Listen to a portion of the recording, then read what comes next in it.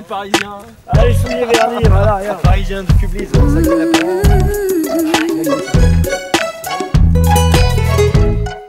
Mitsubishi pour moi c'est toutes mes années Dakar.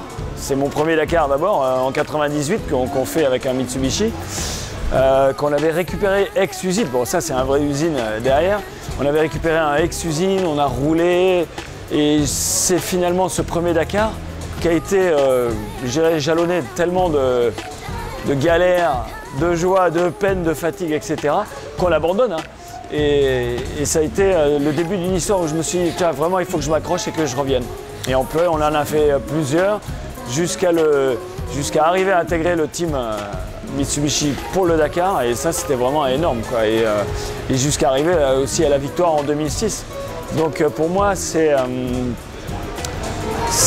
11 Dakar, quasiment, pas tous chez Mitsu, parce qu'on a eu 2-3 escapades ailleurs, mais c'était vraiment toute ma période de compète, une équipe, un copilote, et vraiment c'était génial, quoi. Et le palmarès de la marque à l'intérieur du Dakar, il est juste énorme, donc ça représente beaucoup. Je pense que ça représente 27 ou 28 Dakar courus, 14 victoires, donc c'est juste énorme. René Barge et puis même tout le team, ils ont la même passion de l'automobile en premier, du désert en second, de Mitsubishi en troisième, et ils ont refait cette année un Pajero long aux couleurs de l'époque en 2006, donc, et puis avec le numéro 302 avec lequel on avait gagné le Dakar. Donc je trouve que le clin d'œil il est vraiment génial parce que c'est sympa, quoi. Je veux dire, ça refait, même si c'est un Pajero, pas de compétition, mais je trouve ça super chouette. J'ai tout de suite pris en photo, je l'ai mis en mémoire. Un Pajero, les gens sous-estiment finalement ce qu'on peut faire avec un L200, un pick-up ou même un Pajero. Un Pajero est un vrai franchisseur. Donc avec des autobloquants, avec des différentiels, avec des antipatinages, etc. Donc ça veut dire que c'est un véhicule qui est performant en 4x4. Bon, il y a un petit peu de carrosserie, ça c'est sûr, ça tout dépend ce qu'on veut faire, mais je veux dire en termes de franchissement pur, c'est un vrai 4x4, donc on peut faire pas mal de choses avec un Pajero. Donc forcément, une fois qu'on a un terrain d'essai, on a envie d'aller essayer, quoi, c'est normal. Mais tu restes en 4 courses comme c'est là. Voilà, comme je suis là. Tu mets pas le bloc et tu l'accélères un tout petit peu, juste pour voir, et par contre, faut pas toucher la pédale de frein. Non, ouais, mais... Pour voir si ton ET, je veux voir le TC travailler, s'il est plus rapide que le mien. Et je voudrais voir s'il a changé de capteur. Ah oui, d'accord. Parce que moi, le mien, il réagit, mais il est assez long. Je veux voir s'ils l'ont évolué. Donc tu dis, je touche pas le frein. Tu touches un frein parce que tu bloques ton contrôle de traction. Si tu touches le frein, vu que ça marche par les freins, tu montes à 1200 TT, tu montes à 1000 tours, tu vois, juste au-dessus du ralenti. Pour voir si le contrôle de traction marche. Donc il coupe les feux là. Il a fait de belles positions.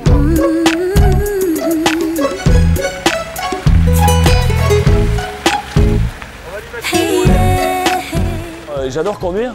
Je pense que quand on a cette passion, vous savez, j'étais skieur, moi, j'étais pas vraiment pilote au début. Et on conduit finalement dans les Alpes, on fait les Alpes de long en large, toutes les conditions, l'hiver, la neige, pas la neige, la pluie, le brouillard, etc. Donc on apprend à conduire et quand on est descendeur et qu'on aime la vitesse en plus, eh ben, on est un petit peu généreux. Et moi j'ai j'ai une Jeep à l'époque et j'ai commencé un peu de trial ou trialisant avec ma Jeep et finalement c'était une bonne école parce que qu'on soit en course, en rallye, en enduro, etc., il faut apprendre à maîtriser le terrain, la traction ou l'adhérence, c'est quelque chose de primordial, quoi. Donc on en a toujours besoin et qu'on apprenne avec une petite voiture ou n'importe quoi, les bases sont toujours les mêmes et après on arrive à les porter même en compétition dans le désert, etc. Donc moi j'ai cette passion de conduire, donc dès que je peux aller dehors, rouler sur la neige, dans la boue, n'importe quoi, je le fais, je m'éclate.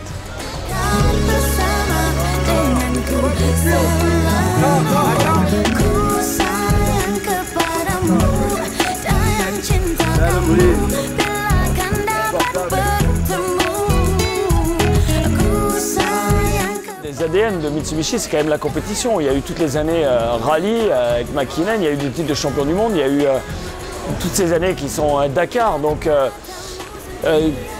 on a quand même une certaine fierté d'appartenance à quelque chose et je pense que même en termes de partenariat, si on veut parler de ça, je suis assez fidèle dans les partenariats. Je pense que je suis depuis très longtemps avec Serge Chevalier, avec l'Ange, les chaussures, avec tout le monde. Donc j'essaye de rester parce qu'on a toujours tous des hauts et des bas, chacun.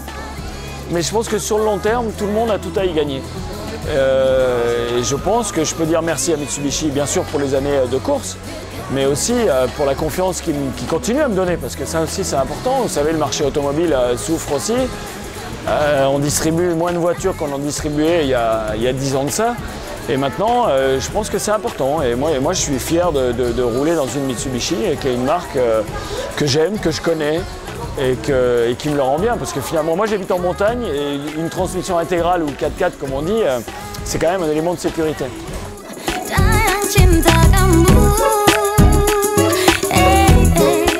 Je roule en quotidien en Outlander, qui est exactement le très bon format pour ce que j'ai besoin, c'est-à-dire mettre un vélo, mettre des skis, mettre un peu tout ce que je veux, et puis qui n'a pas non plus un peu moins lourd qu'un Pajero pour rouler finalement en montagne, un peu moins de ballon, un peu moins de roulis, c'est un peu moins lourd à freiner aussi. Et donc voilà, c'est une excellente voiture en montagne, avec une répartition de la traction, et ça je peux le dire pour ceux qui veulent essayer sur la neige, qui est juste top.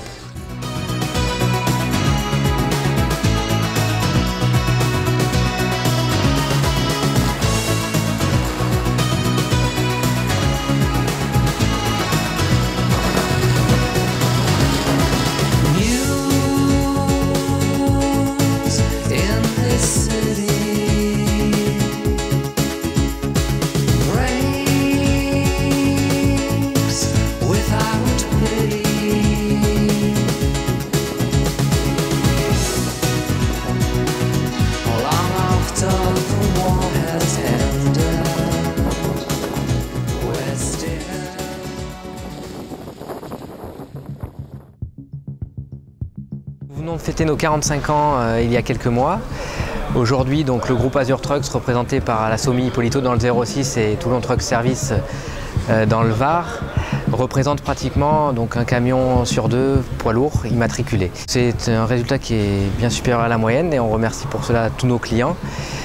Et c'est un travail de tous les jours qu'on veut continuer à mettre en avant avec des partenariats sur de la longue durée, sur de la pérennité, puisque nos valeurs sont la qualité de service et la proximité vis-à-vis de tous nos clients. Donc ce jour est fait pour présenter cette nouvelle gamme, ces nouveaux véhicules qui sont à la pointe de la technologie et d'une fiabilité à toute épreuve. Azure Trucks, c'est 250 salariés, une dizaine de garages, principalement Renault Trucks. Et nous nous diversifions dans tous les métiers qui sont annexes à la vente de véhicules, que ce soit l'activité de carrosserie, la vente de pièces détachées, tout ce dont nos clients ont besoin. Donc aujourd'hui, on est là pour présenter l'ensemble de notre gamme tracteur routier qui est arrivée dans nos concessions la semaine dernière, avec les nouvelles cabines, des nouvelles motorisations, des nouveaux équipements. Donc il s'agit vraiment d'une vraie révolution et pas seulement d'une évolution, je tiens à le préciser, parce qu'il y a vraiment un mode de conduite qui va évoluer et des nouvelles habitudes à prendre.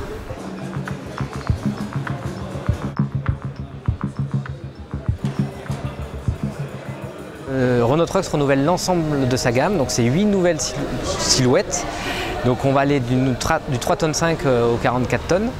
Donc les tracteurs, les porteurs, la gamme chantier qui est entièrement renouvelée, la gamme de distribution également et une partie de la gamme utilitaire. Donc c'est vraiment un renouvellement complet de la gamme en termes de motorisation, de cabine, d'équipement qui va se faire, donc qui a commencé avec les tracteurs et qui va se faire qui va se lisser jusqu'à avril. Donc l'année prochaine on aura l'ensemble de notre gamme.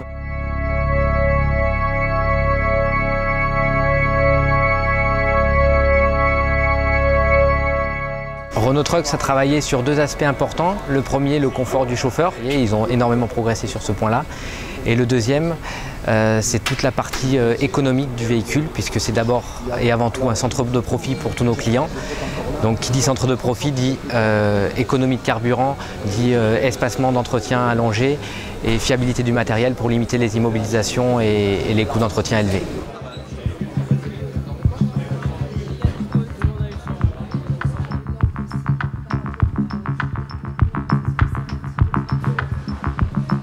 On a décidé de faire ce pré-lancement de tracteur dans ce site qui est un peu mythique dans les Alpes-Maritimes, qui représente beaucoup pour beaucoup de monde. Tout le monde connaît Nice Matin, Var Matin, Corse Matin, donc un grand groupe de presse régional C'était pour marquer un peu le coup. C'est vrai qu'on a tendance à faire beaucoup de lancements, beaucoup d'événements dans nos ateliers.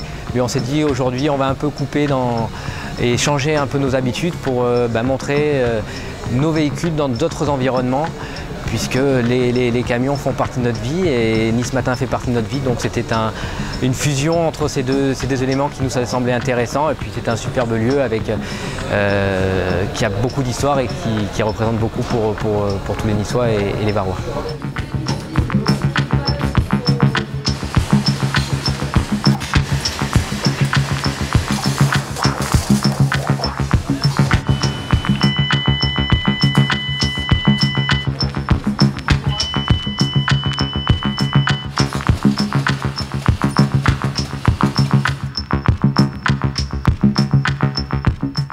Le service, c'est vraiment ce qui nous démarque et c'est vraiment là-dessus qu'on met tous nos efforts.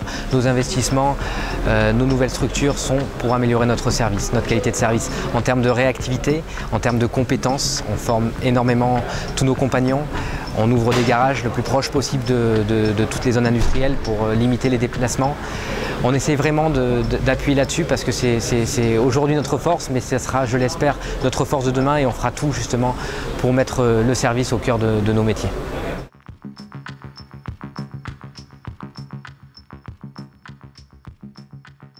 Cette nouvelle gamme, elle est magnifique et la meilleure façon de s'en rendre compte, c'est de venir voir les véhicules, de venir les essayer, de les découvrir. Et pour ça, nos portes sont grandes ouvertes à tous ceux qui le souhaitent.